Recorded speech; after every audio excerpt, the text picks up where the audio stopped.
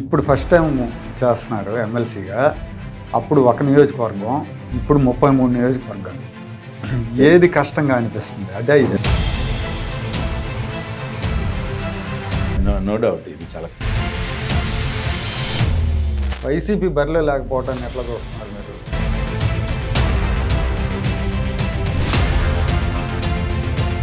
ప్రజల్లో వాళ్ళు కోలుకోలేనటువంటి దెబ్బ తగిలిందనేది నా భావన. అంటే మనం ఫ్రాంక్గా మాట్లాడుకోవాలంటే మీకు పొన్నూరులో ఎమ్మెల్యే ధూళిపాల నరేంద్ర గారికి కొంచెం గ్యాప్ ఉన్న విషయం. ఇది చాలా డిస్కసబుల్ ఇష్యూ. అందరికీ నమస్కారం. సరిగ్గా ఒక 2 ఏళ్ల క్రితం ఆంధ్రప్రదేశ్లో ఎమ్మెల్సీ ఎన్నికలు జరిగినాయి పట్టభద్రుల స్థానానికి. ఆ ఎన్నికల్లో తెలుగుదేశం పార్టీ ఘన విజయం సాధించింది. తెలుగుదేశం పార్టీని ట్రాక్ మీదకి తెచ్చినాయి ఆ ఎన్నికలు. అప్పటిదాకా చాలా ఒక రకమైన భీతావహమైన వాతావరణం ఉండేది. జగన్మోహన్ రెడ్డి అరాచక పాలనలో విపక్ష నేతల మీద వేధింపులు, కేసులు, కార్యకర్తల మీద కేసులు, దాడులు ఇవన్నీ ఉండేవి. ఎన్నికల్లో అసలు పోటీ చేస్తామా లేదా అనే పరిస్థితి కూడా ఉండేది. ధైర్యంగా పోటీ చేయగలమా లేదా అని. అలాంటి పరిస్థితుల్లో ఆ ఎన్నికలు తెలుగుదేశం క్యాడర్లో మనం మళ్ళీ గెలవబోతున్నాం అనే ఒక ధైర్యాన్ని, ధీమాని ఇచ్చినాయి ఆ ఎన్నికలో. తర్వాత ఇప్పుడు మళ్ళీ పట్టభద్రుల స్థానానికి ఎన్నికలు వచ్చినాయి. కృష్ణా, గుంటూరు జిల్లాల నుంచి మాజీ మంత్రి, సీనియర్ తెలుగుదేశం పార్టీ నాయకులు ఆలపాటి రాజేంద్ర ప్రసాద్ గారు కంటెస్ట్ చేస్తున్నారు. ఆ రోజు తెలుగుదేశం అధికారంలో లేదు, ఈరోజు తెలుగుదేశం అధికారంలో ఉంది. గత 3-4 నెలలుగా ఆయన ప్రచారం చేస్తున్నారు కృష్ణా, గుంటూరు జిల్లాల్లో. రాజాగారు ఇప్పుడు మనతో ఉన్నారు. రాజాగారు నమస్తే అండి. నమస్కారం అండి. రాజాగారు, ఎట్లా జరుగుతుంది మీ ప్రచారం? ఇది ఒక లాంగ్ ప్రాసెస్. ఎమ్మెల్సీ పట్టుభద్రుల ఎన్నిక అంటే సెప్టెంబర్ 30న ప్రారంభమై నవంబర్ 6 వరకు తొలి విడత ఓటర్ల జాబితాకి నాంది పలికినటువంటి విధానం. 36 రోజులు కూడా ప్రతి నియోజకవర్గానికి వెళ్ళటం, అక్కడున్న నాయకుల్ని, అదేవిధంగా అక్కడున్న గ్రాడ్యుయేట్స్ని ఎట్లా అట్రాక్ట్ చేయాలి ఏంటనే దానికి చాలా ప్రాసెస్ చేయాల్సి వచ్చింది. అది ఒక రకంగా చెప్పాలంటే వాళ్ళని ఎట్లా క్యాచ్ చేయాలి, అసలు ఓటర్ ఎవరు, గ్రాడ్యుయేట్ ఎవరు, కామన్ ఓటర్ ఎవరు అనేది ఆ డిస్టింగ్విష్ చేసుకోవడానికి మాకు వివిధ రూపాల్లో పనిచేయాల్సిన అవసరం ఉంది. కొంతమంది బయట అక్కడ ఉద్యోగాలు చేస్తారు. సహజంగా ఎవరు పట్టభద్రుడై ఉన్నవాళ్ళు, వ్యాపార వాణిజ్య రంగాల్లో ఉన్నవాళ్ళు చెప్తే, ఉద్యోగం ఇక్కడ చేసేవాళ్ళు చెప్తే, మిగతా వాళ్ళందరూ బయటే ఉంటారు. సహజంగా ఎవరు పెద్ద చదువుకొని ఇక్కడ గ్రామాల్లో ఉండే వ్యక్తులు. సో వీళ్ళందరినీ క్యాచ్ చేయడం అనేది కొద్దిగా కష్టతరమైన కూడా గతంలో కంటే కూడా తుది విడత జాబితా వచ్చేటప్పటికే గతంలో 2,10,000 నుంచి 40,000 ఉన్నాయని చెప్తా ఉన్నారు. బట్ మేము 3,46,000ని నమోదు చేయించడం జరిగింది. ఫైనల్ డ్రాఫ్ట్ అయ్యేటప్పటికే డిసెంబర్ 31 నుంచి ఎవరినైతే నమోదు చేసాం మళ్ళీ వాళ్ళని వెరిఫికేషన్ చేసుకోవటం, వాళ్ళకి సరిగ్గా సమాచారం ఉందా లేదా, వాళ్ళ ఓటు నమోదైందా లేదా అని తెలుసుకోవటం, వాళ్ళకి నమోదైందని చెప్పటం, ఇది ఒక కార్యక్రమంగా పెట్టుకున్నాం. ఈ లోపల నోటిఫికేషను రావటం, ఎన్నికలు సహాయతం అవటం, 7వ తారీఖున నామినేషన్ వేయటం, ఇదంతా లాంగ్ ప్రాసెస్. మనకేంటంటే జనరల్ ఎలక్షన్స్లో ఆల్రెడీ ఓటర్ లిస్ట్ ఉంటుంది, న్యూ ఓటర్స్ ఇంక్లూడా లేకపోతే డిలీషన్ అయింది అనేది ఉంటుంది. అది జనరల్ ఎలక్షన్ మాసివ్గా ఉంటుంది కాబట్టి నియోజకవర్గం పరిధి, నియోజకవర్గం ఆ జ్యూరిస్డిక్షన్లో ఎన్ని ఓటర్లు ఉన్నారో ఆ ఓటర్లను కలవటం. తర్వాత ఎలక్షన్ 3 వచ్చేస్తుంది. అప్పుడు జనరల్ ఎలక్షన్ అన్ని చోట్ల నుంచి, అన్ని వైపుల నుంచి 3 వస్తుంది. ఇక్కడ అది జరుగుతుంది, అక్కడ జరుగుతుంది, ఏదో ఒకటి. ఇప్పుడు ఏంటంటే జనరల్ ఎలక్షన్ అయిపోయేటప్పటికే 3 పీపుల్ రిలాక్స్, మనం విజయం సాధించాం అనేది ఎవరైతే అధికారంలో ఉన్నారో వాళ్ళు ఉంటుంది. ఎవరికైతే అధికారం కోల్పోయారో వాళ్ళు పోటీ చేయాలా వద్దా, ఒకవేళ పోటీ చేస్తే ఫలితం ఏంటి, ఇట్లాంటి సందిగ్ధ అవస్థలో ఉంటారు. ఇక్కడ ఇప్పుడు మీరు ఇంతకుముందు అసెంబ్లీ కంటెస్ట్ చేశారు కదా, 6 సార్లు చేశారు. ఇప్పుడు ఫస్ట్ టైం చేస్తున్నారు ఎమ్మెల్సీగా. అప్పుడు ఒక నియోజకవర్గం, ఇప్పుడు 33 నియోజకవర్గాలు. ఏది కష్టంగా అనిపిస్తుంది? అదే ఇది. నో డౌట్ ఇది చాలా కష్టం. 33 నియోజకవర్గాలులో ఉన్న నాయకత్వాన్ని కలుపుకోవాలి, అక్కడ వాళ్ళని సమన్వయం చేసుకోవాలి, వాళ్ళ ద్వారా మనకున్న ఆలోచనలు వాళ్ళతో చర్చించి వారికి ఆమోదయోగ్యంగా నడుచుకోవాల్సినటువంటి పరిస్థితి. ఈ దశలో ఏంటంటే ఓటర్స్ని చేర్చుకునే విధానంలో కూడా టీచర్స్, ఇందులో ఓటర్స్లో కూడా పట్టభద్రుల నియోజకవర్గంలోకి వచ్చేటప్పటికి టీచర్స్, అదేవిధంగా నిరుద్యోగ యువత, మూడోది వ్యాపార వాణిజ్య రహిత రంగాల్లో ఉన్నటువంటి పట్టభద్రులు, ఈ ఉద్యోగ సంఘాలలో కూడా ఎన్జిఓస్, టీచర్స్, డిఫరెంట్ ప్యాటర్న్స్, తర్వాత సెంట్రల్ గవర్నమెంట్ ఎంప్లాయీస్, వీళ్ళందరినీ సెంట్రల్ గవర్నమెంట్లో కూడా రైల్వేస్లో ఉన్నారు, పోస్ట్లో ఉన్నారు, ఎల్ఐసిలో ఉన్నారు, బిఎస్ఎన్ఎల్లో ఉన్నారు, ఇట్లా డిఫరెంట్ కైండ్స్ ఆఫ్ థాట్స్తో ఉన్నటువంటి ఈ పట్టుబద్దుల్ని చేర్చడం అనేది ఎట్లా అనేది కూడా పెద్ద ప్రాసెస్ చేశాము. ఆ ప్రాసెస్లో సక్సెస్ఫుల్గా 3,46,000 ఓటర్స్ని చేర్చడం జరిగింది. ఇది ఎవరు ఇందులో ఎన్ని ఓట్లు ఏంటి అనేది కూడా ఒక అనాలిసిస్ చేసాం. ఇందులో 21 years to 40 years లోపల ఉన్నటువంటి ఓటర్స్ ఆల్మోస్ట్ 2,30,000 ఉన్నారు. యూతే ఉన్నారు. అయితే యూతే ఉన్నారు. అది అబోవ్ 40 to 100 వరకు కూడా, ఈవెన్ 100 అబోవ్ 10 ఉన్నారు ఇందులో చేరిన వాళ్ళు. 90 to 100 ఉన్నాళ్ళు ఒక 690 అంతమంది ఉన్నారు. ఇట్లా ఏజ్ వాళ్ళని కూడా చూసాం. అంటే ఒక్కొక్కరికి కొందరు సీనియర్స్ వాళ్ళు రొటీన్గా వాళ్ళ ఓటుని చేర్చుకోవాలి, వాళ్ళకి అది నేను ఓటు వేయాలి అనే భావం. కొందరు ఏంటంటే ఓటు చేర్చుకోవడం కూడా ఎందుకు మనం ఏం చేర్చితే ఏంటి పెద్ద ఇష్యూ అని కూడా అనుకునేవాళ్ళు. ఎందుకంటే యూత్ అసలు చదువుకున్న వాళ్ళు ఎంతమంది ఉన్నారు అంటే ఐ హోప్ ప్రతి నియోజకవర్గంలో 30 to 40% ఉంటారు. అసలు ఆ రకంగా లెక్కేస్తే కొన్ని లక్షలు అవ్వాలి. అవును. But nobody sowing any interest to join as a voter. అది అట్లా ఆ రకమైనటువంటి విధానమే గతం నుంచి కొనసాగుతూ ఉంది. ఇప్పుడు పార్టీ ఇన్వాల్వ్ అయ్యేటప్పటికే ఫస్ట్ టైం పార్టీ మీరు అన్నట్టుగా 2022లో కంటెస్ట్ చేయటం, అంత ముందులా ఈ టీచర్స్ కానీ గ్రాడ్యుయేట్స్లో కానీ ఒక చిగురుపాటి వరప్రసాద్ గారిని ఒక టైము, తర్వాత ఏఎస్ రామకృష్ణ గారిని. ఎప్పుడు కూడా ఈ అన్నీ కూడా లెఫ్ట్ ఓరియంటెడ్ పార్టీస్ ఏంటంటే గవర్నమెంట్తో షేరింగ్ ఉండడం కానీ, లేకపోతే వీటి గురించి ఎప్పుడు ప్రభుత్వ పరంగా ఎవరైతే అధికారులు ఉన్నారో వారి యొక్క కాన్సన్ట్రేషన్ వీటి మీద ఉండేది కాదు. అదే డైరెక్ట్గా పార్టీలు వచ్చిన తర్వాత ఇంట్రెస్ట్ పెరిగింది. ఇంతకుముందు పెద్దగా నమోదు చేయించుకునే దానికి కూడా ఇష్టపడేవాడు కాదు. ఇప్పుడు ఈ ఎలక్షన్స్లో ఏంటంటే పార్టీ కూడా ఇన్వాల్వ్ అయ్యి ఓటర్స్ని చేర్చడం అనేది మొదటి మనం గమనించే విషయం. ఆ రకంగా జరిగిన తర్వాత నామినేషన్స్, ఇప్పుడు వీళ్ళందరినీ కలవటం, మళ్ళీ వీళ్ళకి మెసేజ్ పంపించడం, అంటే టెక్నాలజీ హెల్ప్స్ ఎ లాట్. ఈ ఎలక్షన్స్లో సోషల్ మీడియా కానీ, టెక్నాలజీ కానీ, వాట్సాప్ మెసేజెస్ కానీ డైరెక్ట్గా ఓటర్కి వెళ్ళేలాగా మనం చేయగలుగుతాం. ఓటర్ని కలవటం అంటే 33 నియోజకవర్గాలు మనం వెళ్ళి కలవటం అంటూ ఒక వ్యక్తిగా క్యాండిడేట్గా ఎవరైతే నిల్చున్న అభ్యర్థి కలవాలంటే సాధ్యం కాదు అసలు. సో ఫోన్ ద్వారా అందరినీ, ఫోన్ ద్వారా, వాట్సాప్ మెసేజ్ ద్వారా, కొన్ని సందర్భాల్లో మీటింగ్స్కి వెళ్తే అక్కడ కలిసేవాళ్ళు. నేను ఆల్మోస్ట్ 3 months నుంచి రోజు 1000 నుంచి 1500 మందిని కలవటానికి ప్రయత్నిస్తాను. ఒక్కోసారి ఒకరోజు 2000, యావరేజ్న 1200, 1300 కంటే నేను ఎక్కువ కలలేకపోతున్నాను. అంటే 90 days ఇప్పుడు చేశాను. 90 days చూసుకుంటే only I reach to the more than 1 lakh. మెసేజ్ల ద్వారాను లేకపోతే ఇంకో రకంగా ఆల్మోస్ట్ అందరినీ రీచ్ అవుతున్నా. ఇంకా అట్లా కూడా చూసుకుంటే 2,70,000 మందికే నా మెసేజెస్ వెళ్ళినాయి. ఇంకా 76,000 మందికి వెళ్ళా. వాళ్ళందరికీ మళ్ళీ లెటర్స్ రాస్తా ఉన్నాను. సో ఇది is a entirely new process and new procedure. YCP బరిలో లేకపోవటాన్ని ఎట్లా చూస్తున్నారు మీరు, వాళ్ళు కంటెస్ట్ చేయకపోవటాన్ని? వాళ్ళకి ప్రజల్లో వాళ్ళు పార్టీగాను నాయకత్వ లక్షణాలుగాను మనం గమనించినట్లయితే మనుగడ కోల్పోయినట్టుగా కనిపిస్తుంది.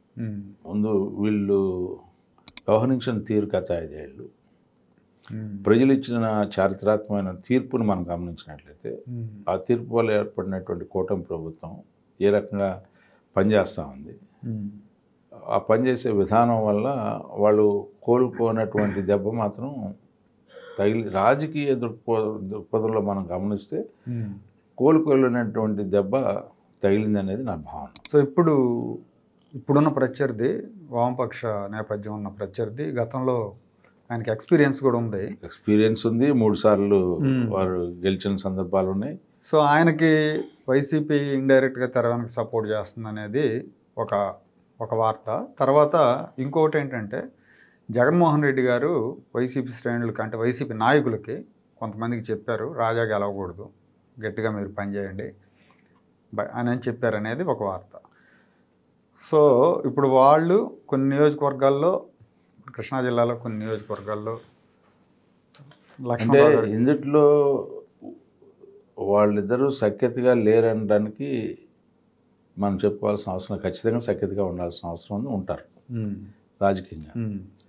ఇద్దరికీ అవసరం. ఒకరికంటే ఏంటంటే బయట ఉండి మేము ఎన్నికలు బహిష్కరించామని చెప్పుకుంటున్నారు, కానీ ఓడిపోతే మేము పోటీ చేయకపోయినా వామపక్షాల నుంచి ఉంటేనే ఓడిపోయింది అని చెప్పుకోవడానికి ఒక మార్గం ఏర్పడిద్ది అనేది ఒక ఆలోచన. రెండవది, సహజంగా జగన్మోహన్ రెడ్డి గారి ఆలోచన విధానం రెండో అవతారం ఎత్తానంటున్నాడు. ఎదురువాడి భుజం మీద తుపాకి పెట్టి కాల్చాలి అని చెప్పే ప్రయత్నం కూడా చేస్తానికి ఒక ఆస్కారం ఉంటుంది. మరి ఎందుకు ఆ రకమైనటువంటి ఆలోచన చేయటానికి 100కి 200 పాళ్ళు ఆస్కారం ఉంటుందని చెప్పి నేను అనుకుంటున్నాను. అయితే ఇక్కడ మనం గమనించాల్సింది ఏంటంటే, ప్రగతికి ఓటేయమని చెప్పి నేను అడుగుతున్నాను. ప్రత్యర్థి ఎవరనేది కాదు, అదే క్యాండిడేట్ ఎవరనేది కాదు, ప్రగతికి ఓటేయమని. ప్రగతికి ఓటేయమని కారణం ఏంటి? ఆ నినాదం ఇవ్వడానికి ప్రగతికి ఓటు అంటే the commitment and attitude of కూటమి and the present chief ministers line of thinking, ఇది మోర్ రిలవెంట్ నేను అనేది. ఈ రోజున ఆయన చూస్తున్నటువంటి, చేస్తున్నటువంటి, సాధించాలనుకున్నటువంటి విధానం మనం గమనించినట్లయితే, విధ్వంసం జరిగినటువంటి ఈ రాష్ట్రంలో 5 కోట్ల ఆంధ్రులకి ఆనందం కలిగించే నేపథ్యంలో ఆయన రాజధానిని ఏర్పరచాలి, పోలవరం ప్రాజెక్ట్ని నిర్మించుకోవాలి, పారిపోయిన పరిశ్రమలు మళ్ళీ తిరిగి తెచ్చుకొని విజన్ 2020 1995లో ఆయన మొదటిసారి ఉమ్మడి రాష్ట్రానికి ముఖ్యమంత్రి అయినప్పుడు ఆయన ఆలోచన మనం ఒకసారి గుర్తు తెచ్చుకోవాల్సిన అవసరం ఉంది. ఈ సందర్భంగా విజన్ 2020 డాక్యుమెంట్ ప్రవేశపెట్టినప్పుడు నేను ఫస్ట్ టైం ఎమ్మెల్యే, నేను by profession I'm an advocate. నాకు కూడా అనిపించింది ఇదేదో ఒక రకమైనటువంటి మనం ఇది సాధించగలమా లేమా, ఊరికనే ఇది రాజకీయ లబ్ధి పొందడానికి ఏదైనా మాట్లాడారా అని చెప్పి ఒక చిన్న మనసులో కలిగినటువంటి ఆలోచన. But by end of few years ఇప్పుడు మనం హైదరాబాద్ పట్టణంలో ఓఆర్ఆర్ దాటి మైండ్ స్పేస్లోకి అడుగు పెడతా ఉంటుంటే, అంతేకాకుండా ఇదివరకు హైదరాబాద్ అనగానే మనకు 4 మీనార్లతో ఉన్నటువంటి చార్మినార్ని మనకి చూపించేవాళ్ళు. ఇవాళ హైదరాబాద్ అనగానే చూపించేది ఏంటంటే హైటెక్ సిటీ. అంటే who invented that and whose visionary of that hitech city అంటే అది అట్లా ఒక బ్రాండ్ అంబాసిడర్ లాగా, డెవలప్మెంట్లో బ్రాండ్ అంబాసిడర్ లాగా పనిచేసినటువంటి ఒక ముఖ్యమంత్రిని మనం చూసాం. అంతేకాకుండా 2014లో ముఖ్యమంత్రి అయినప్పుడు విభజన జరిగిన తర్వాత లోటు బడ్జెట్తో రాజధాని లేనటువంటి రాష్ట్రాన్ని మనకు అప్పచెప్పిన తర్వాత పట్టిసీమ అనేది పోలవరంని తర్వాత పట్టిసీమ అనేది ఈ యొక్క ప్రాంతంలో ఏదైతే అన్నపూర్ణగా పిలువబడుతున్నటువంటి ఈ యొక్క కృష్ణా, గోదావరి, కృష్ణా, గుంటూరు డెల్టాలు రక్షించడానికి మూలకారకుడు ఆయన. అంటే రైతు వ్యతిరేకంగా ముద్రించడానికి ప్రయత్నించారు కొంతకాలం. ఇరిగేషన్ గురించి తెలియదు అనుకున్నారు కొంతకాలం. ఎప్పుడు సర్వీస్ సెక్టర్ అన్నారు కొంతకాలం. అంటే ఆయన యొక్క ఆలోచనలకి ఆ స్థాయికి జారలేనటువంటి కంప్యూటర్లు కూడి పెడతాయా అన్నాడు. ఇవాళ మోటార్కి కూడా కంప్యూటర్ పెడుతున్నాం. ఆ రకమైనటువంటి పరిస్థితి నుంచి ఈ రోజున ఏఐ ఆర్టిఫిషియల్ ఇంటెలిజెన్స్కి 25 ఏళ్లలో పురోగతి చెందేలాగా ఈ సమాజం ఉంటే ఆ సమాజంలో తన స్థాయి ఈరోజు కూడా ఎవరు కూడా దానికి తగ్గట్టుగా ఏ రాజకీయ నాయకుడు కూడా, నాకు తెలిసినంతవరకు మేము ఇనీషియల్గా పాలిటిక్స్లోకి వచ్చినప్పుడు మేము ఫస్ట్ ఎమ్మెల్యే అయినప్పుడు ఎస్ఎం కృష్ణ గురించి కర్ణాటక చీఫ్ మినిస్టర్ గురించి చెప్పేవాడు. But no comparison. SM Krishna well dressed well knowledge జెంటిల్మెన్గానే మిగిలిపోయాడు తప్పితే అంటే రాష్ట్రాన్ని తీర్చిదిద్దే విషయంలో, అభివృద్ధి చేసే విషయంలో, సంస్కరణ చేసే విషయంలో వీటిలో చంద్రబాబు నాయుడు గారికి ఇంక ఎవరికి కూడా రాజకీయాల్లో పోలిక లేదనేది నా భావన. అంటే ఏదో అంటే ఉన్నది ఉన్నట్టుగా చెప్పుకోవాల్సిన అవసరం ఏదో నా పార్టీ నాయకుడు, నా ముఖ్యమంత్రి కాబట్టి నేను పొగుడుకోవాల్సినది కాదు. వాస్తవ పరిస్థితుల్ని ఈ రోజున ప్రజల ముందరికి చూపిస్తా ఉన్నాం. ఏ రకంగా ఉమ్మడి ప్రభుత్వంలో చేశారు, ఏ రకంగా విభజన జరిగిన తర్వాత రాష్ట్రంలో ఆ రోజున ఉన్నటువంటి ఉద్యోగస్తులకి జీతభత్యాలు ఇవ్వలేని పరిస్థితి. అలాంటి పరిస్థితి నుంచి వాళ్ళకి ఫిట్మెంట్ 43% పక్కనున్న తెలంగాణ రాష్ట్రం 1% ఎక్కువ ఇచ్చి ఆ రకంగా అయితే మేము రంజింపు చేయలేకపోయాం.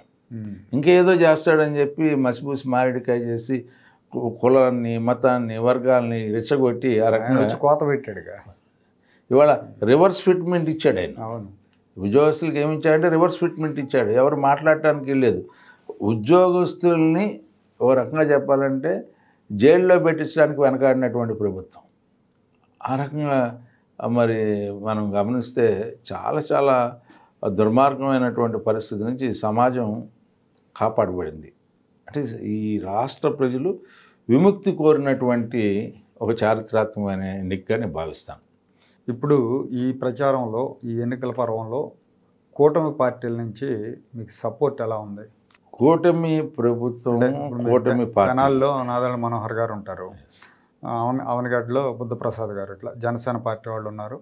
అలాగే సొంత పార్టీలో కూడా అంటే మనం ఫ్రాంక్గా మాట్లాడుకోవాలంటే మీకు పొన్నూరులో ఎమ్మెల్యే ధూళిపాల నరేంద్ర గారికి కొంచెం గ్యాప్ ఉన్న విషయం, ఆయన వైపు నుంచి సహకారం ఎలా ఉంది, ఇవన్నీ కూడా చెప్పండి. ఒకటి గుర్తుపెట్టుకోండి, కూటమి ప్రభుత్వంలో ఉన్నట్టు కూటమి నాయకత్వం అందరూ కూడా ఓపెన్ హార్ట్తో పనిచేస్తున్నారు. అంతకంటే ఒక అడుగు ముందుకి వేసి నేను మాట్లాడుతున్నాను. కింద ఉన్నటువంటి కార్యకర్తలు నాకు తెలియనటువంటి గౌరవాన్ని ఇస్తున్నారు. ఎక్కడికి పోయినా మీరు త్యాగం చేశారండి, మీ వల్ల మా ప్రోగ్రామ్స్ కమిటీ చైర్మన్ గెలిచాడు, మీకు మేము రుణం తీర్చుకోవాలని చెప్పి చెప్తా ఉన్నప్పుడు నిజంగా నాకు చాలా గొప్ప ఆనందం కలుగుతూ ఉంటుంది. రెండోది ఇన్నర్ పార్టీ ఇష్యూస్ ఉన్నాయనుకోండి, మాకేమి వివాదం అది ఏం లేదు కానీ బట్ గ్యాప్ అయితే ఉంది.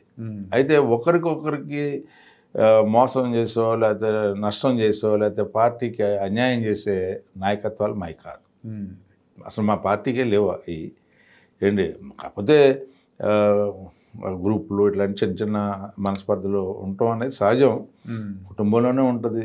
భార్యాభర్తలు తగాదా ఆడుకోకుండా కాపురం చేసామంటే అది కాపురమే కాదని నేను అనుకుంటాను. అట్లాంటి ఇదే కానీ మాకేమి వేరే రకమైనటువంటి వివాదాలు లేవు. బట్ దాని మూలంగా పార్టీ ఎఫెక్ట్ అయ్యేలాగాను లేకపోతే నా ఎన్నికకి ఇబ్బంది కలిగేలాగాను ఎప్పుడు ఉండదని నేను భావిస్తాను, ఉండదు కూడా. ఇప్పుడున్న ప్రత్యర్థి వామపక్ష నేపథ్యం ఉన్న ప్రత్యర్థి గతంలో ఆయనకి ఎక్స్పీరియన్స్ కూడా ఉంది.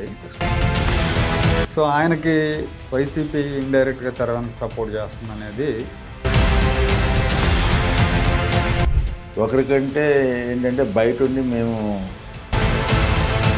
జగన్మోహన్ రెడ్డి గారు వైసీపీ శ్రేణులకి అంటే వైసీపీ నాయకులకి కొంతమందికి చెప్పారు రాజా గెలవకూడదు. మొన్న అసెంబ్లీ ఎన్నికల్లో మీకు టికెట్ ఇవ్వలేదు, ఎంత చేస్తే నాకు టికెట్ రాలేదు, బయటికి వెళ్ళే ఆలోచన ఏమన్నా వచ్చిందా? వ్యక్తిగతంగా నాకు బాధ అనిపించింది.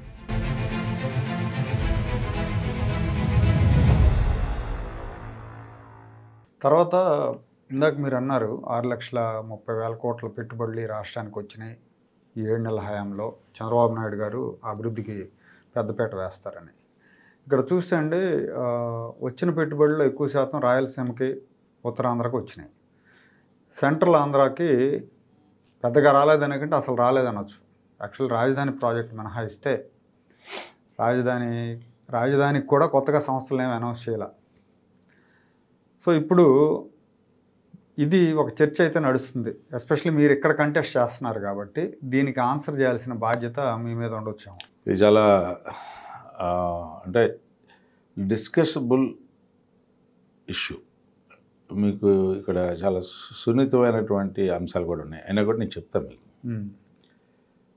ఎప్పుడైతే ఈ ప్రాంతంలో రాజధానిని ప్రారంభించాలి, రాజధానికి శంకుస్థాపన జరిగిందో ఈ రాష్ట్రంలో ఒక అలజడిని సృష్టించడానికి ప్రయత్నించింది వైసీపీ నాయకత్వం. గతంలో కూడా ఈయన హైదరాబాద్ మీద కాన్సన్ట్రేషన్ చేసి మిగతా ప్రాంతాలన్నిటి కూడా నెగ్లెక్ట్ చేశాడనే వాదన తీసుకురావడానికి ప్రయత్నించారు. అన్ని ప్రాంతాల అభివృద్ధి మా యొక్క ధ్యేయం అని చెప్పి చెప్పుకున్నారు. ఉత్తర కోస్తా అనగానే వెనకబడ్డ ప్రాంతంగా మనం ఎప్పటి నుంచో పరిగణలో ఉంది. అన్ని రాజకీయ పార్టీలు కానీ లేకపోతే సామాజిక పరంగా కానీ సమాజ పరంగా కానీ వెనకబడ్డ ప్రాంతంగా భావిస్తాం. రాయలసీమ కూడా ఎక్కువ డ్రాట్ను ఫేస్ చేస్తూ ఒకనాటి రత్నాల సీమ రాయలసీమ ఇవాళ వేరే రకంగా ఉంది అనే భావన. ఈ రెండింటికి ప్రాధాన్యత ఇవ్వాల్సినటువంటి బాధ్యత ఈనాటి ముఖ్యమంత్రి గారిదని చెప్పి నేను భావిస్తున్నాను. రెండోది, because of irrigation, because of so many resources, ఇది డెవలప్డ్ అయిన ప్లేస్గా సమాజంలో ఒక భావం ఉంది ఈ ప్రాంతంలో.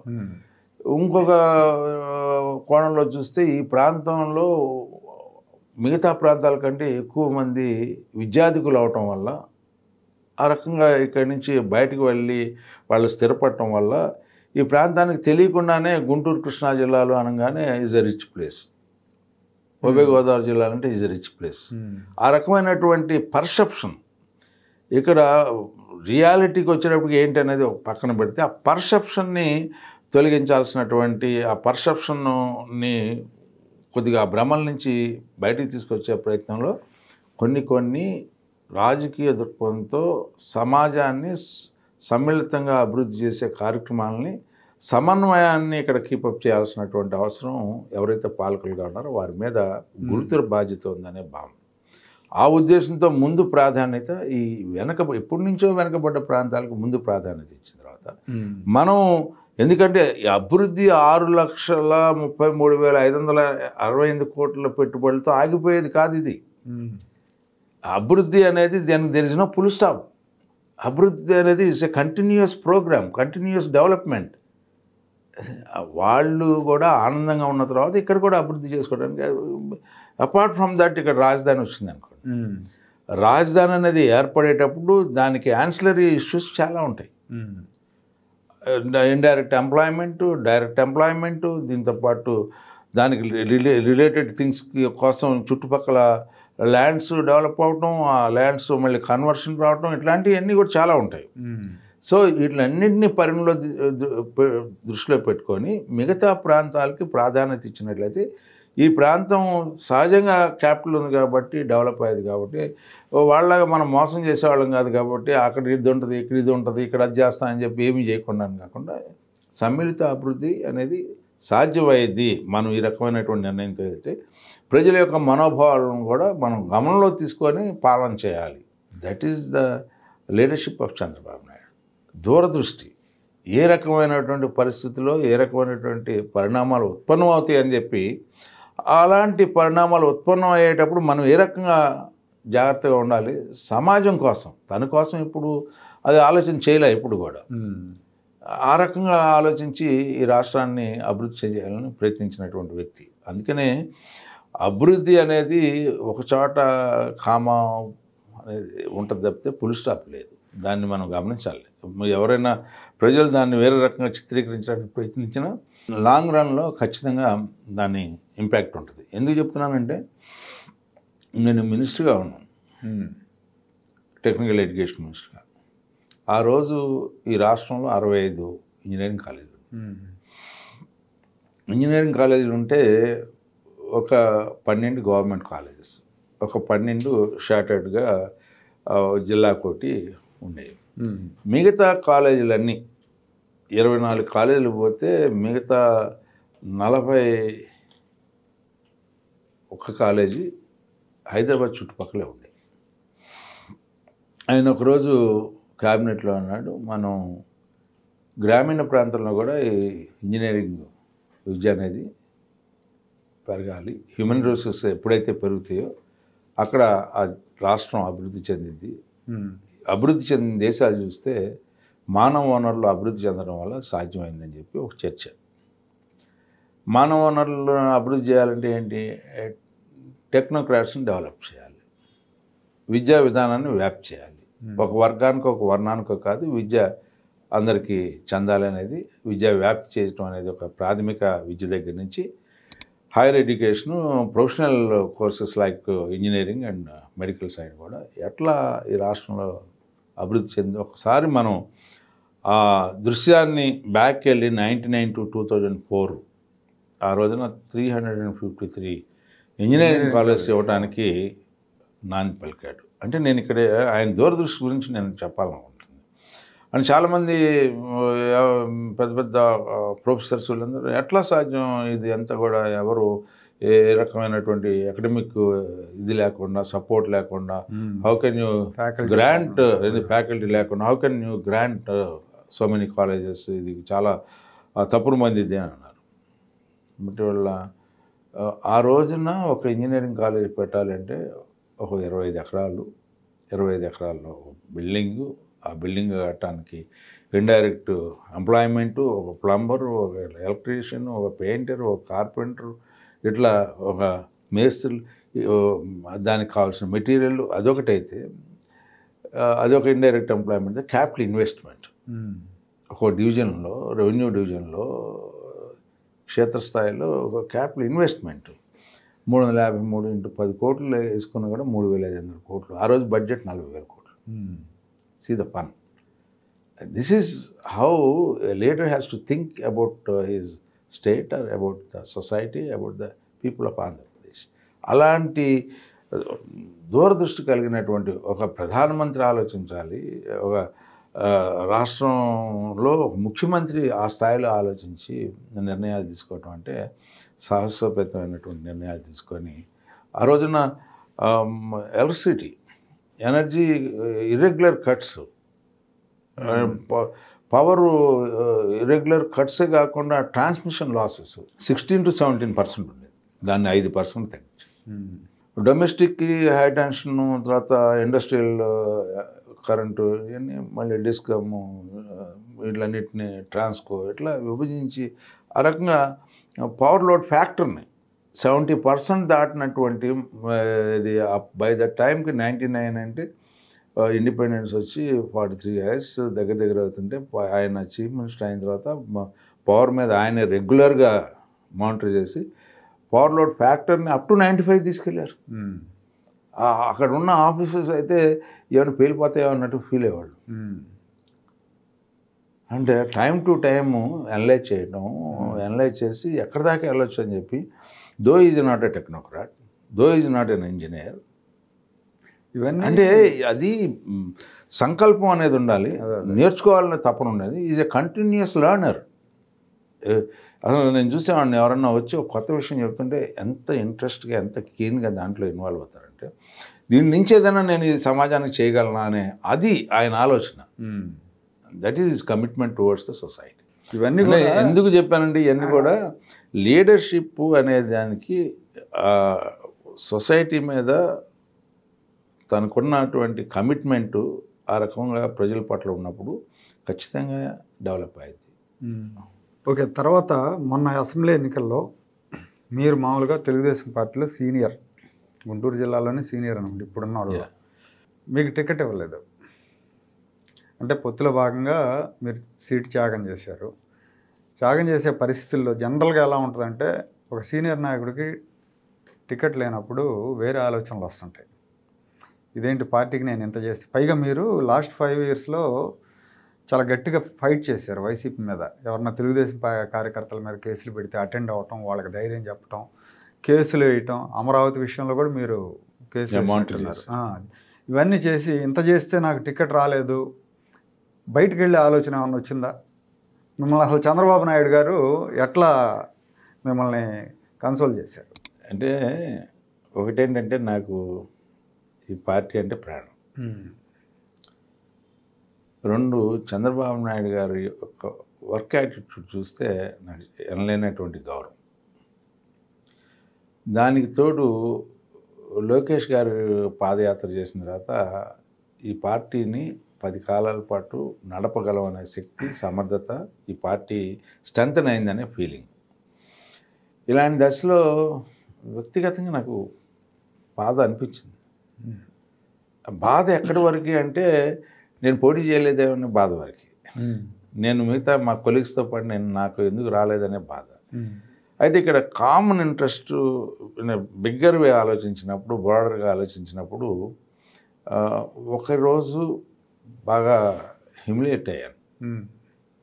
సాయంత్రం ఎవరిని రానిలేదు, నా అంతా నేను కూర్చున్నాను, నాకు నేను ఆలోచించుకున్నాను what to do, what not to do. Then ఆ రియలైజేషన్,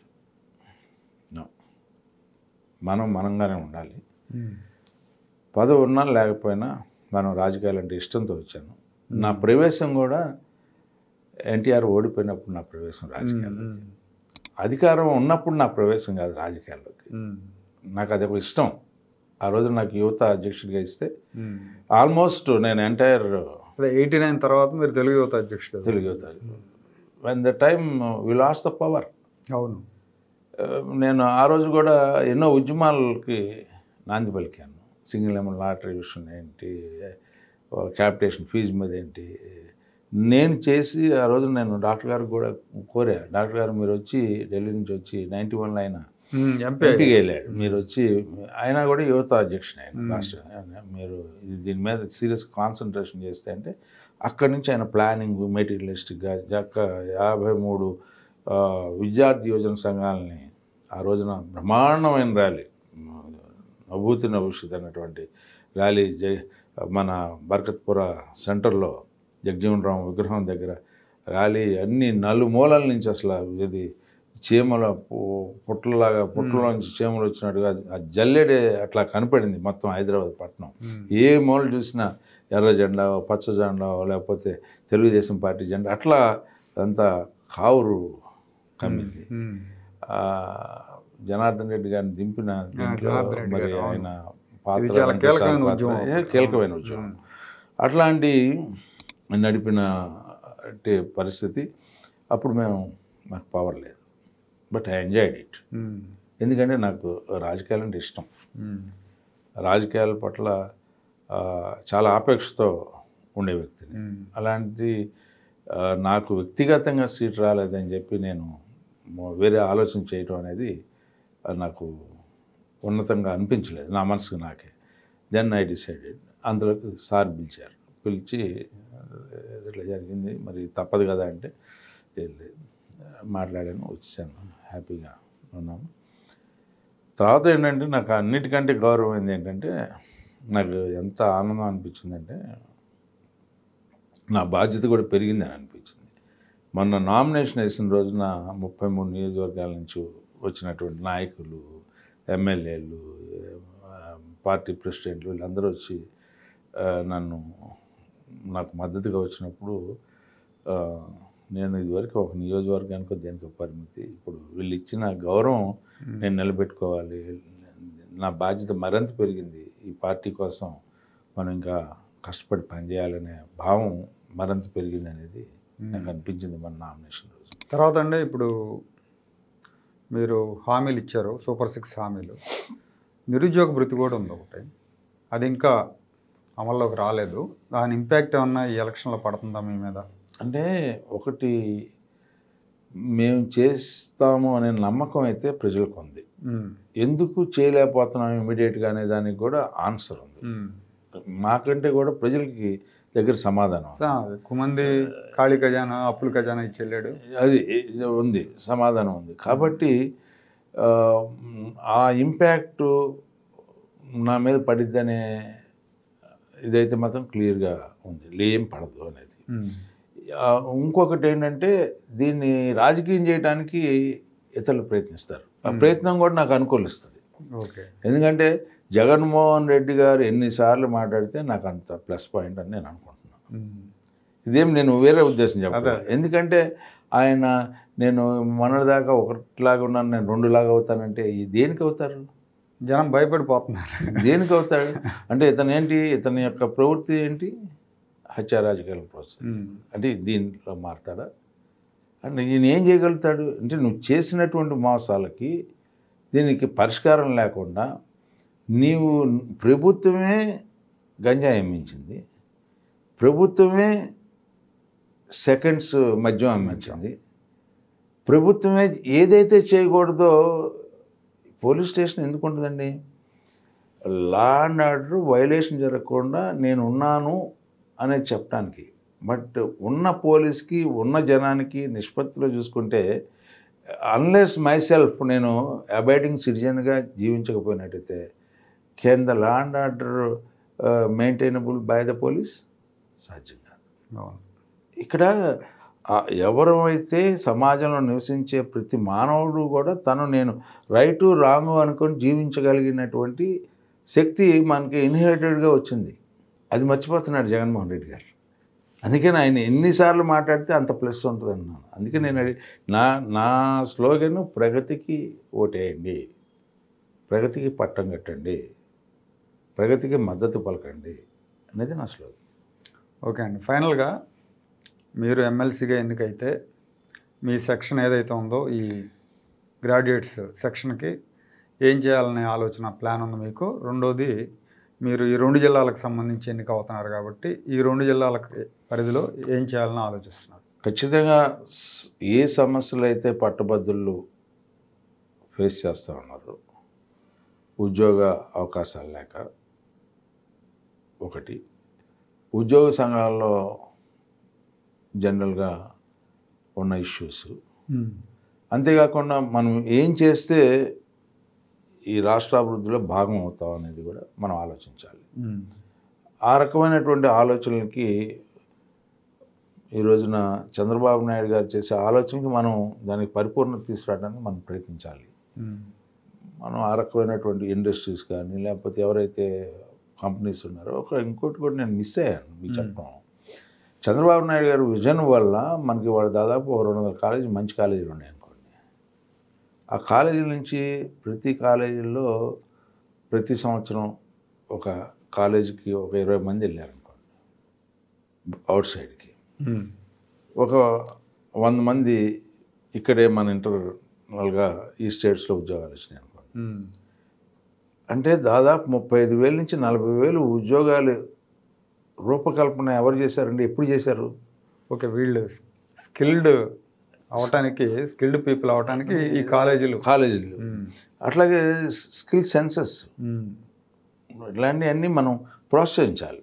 ఈ 33 నియోజకవర్గాల్లో స్కిల్ సెన్సెస్, స్కిల్ డెవలప్మెంటు, తర్వాత పేరెంట్స్తో ఇంటరాక్షను, అట్లా ఏదైతే హ్యూమన్ రిసోర్సెస్ని పెంచడానికి ఎప్పుడైతే మనం ప్రయత్నించామో ఖచ్చితంగా అప్పుడు మనం మన యొక్క బాధ్యత నెరవేర్చడానికి మనం ప్రయత్నించిన వాళ్ళం అవుతామని చెప్పి నా భావన. Okay sir, thank you very much. నమస్కారం అండి.